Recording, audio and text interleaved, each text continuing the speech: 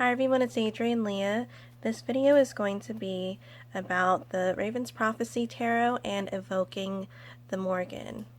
The Morrigan is my goddess, and she is considered a dark goddess, but there is light to her. So, I love the contrasting details of this deck. Even the borders to the black is amazing. So the black background reminds me of the Morrigan too. Now, being from New England, it makes me think of the many rural areas that I would go through, and it being practically pitch dark, that you could barely see the trees around you, and even on the highways, you didn't have that many lights. This one really hints at the balance of dark and light, and it's also very watery energy, and it's fiery as well. So I love how it gives the energy of a raven and crow, and with this I really feel like it gives the perspective of those two animals, and I am going to use them interchangeably for this video. And before getting into the connection with the suits and the ravens, I wanted to talk about the hands in these, especially the sword suit. Now, I am a Libra, but exactly half of my chart is in Scorpio, and I do feel the Scorpio energy a lot, and the Libra energy as well. Now, with the sword suit being hands, it reminds me of the air signs that are associated with the sword suit, and they could also be switched to the fire suit depending on the type of deck that it is, but for this one it's air and swords. And with the sword suit, for me it connects the human archetypes that are of the air signs to the sword suit. And with the different suits, it's definitely an earthy energy.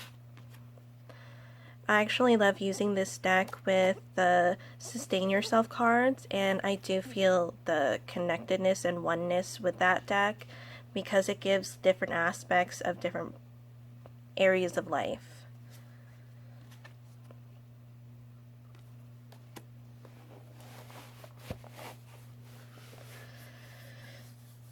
So, as I was saying, the crow energy is strong in this deck. It's actually the deck that I connect to mostly with the crows out of all my decks that have them.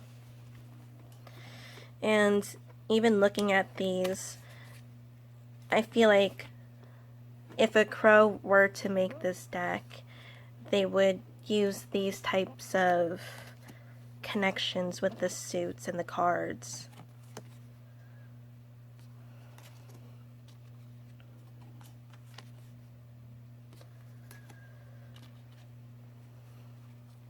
I love how the coins are the pentacle suit.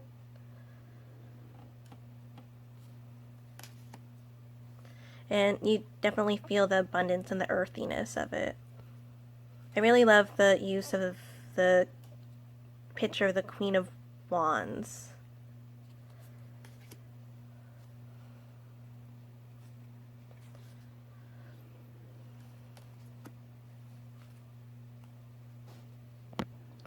So with the connection with the Morrigan, it does feel like it's a deep deck, and the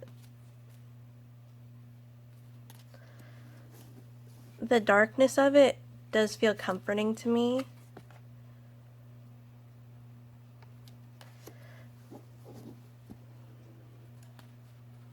Because I feel like the Morrigan rules the darkness and many things.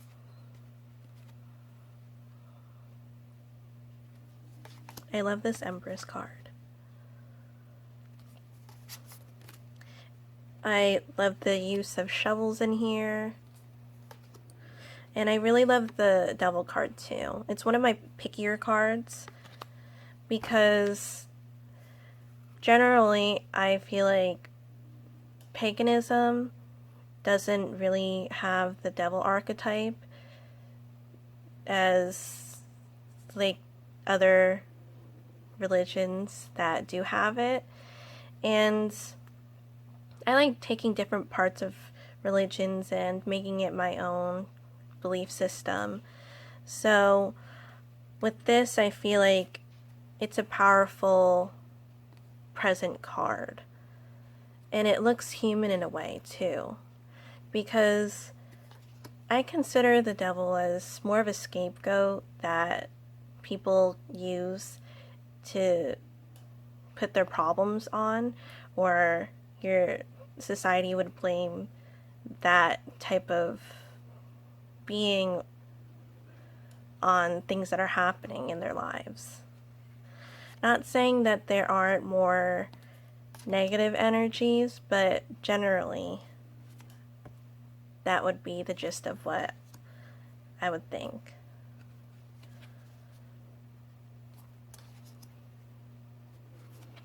And with the crow, I feel like the crows and ravens really make their presence known. Now they are related. I say crow a lot because that's what I mainly connect to with the Morrigan.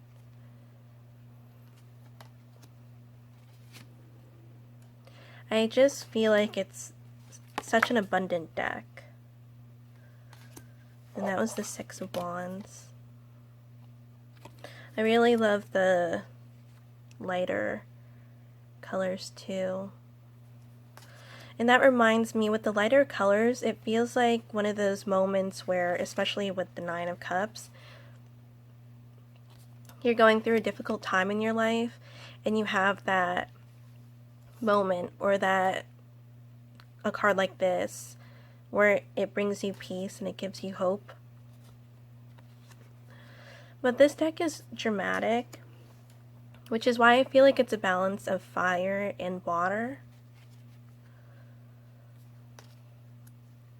And I am a fan of the light in the decks that it's showing. I love the Three of Cups, how it looks like they could be arguing, but they can also be more playful.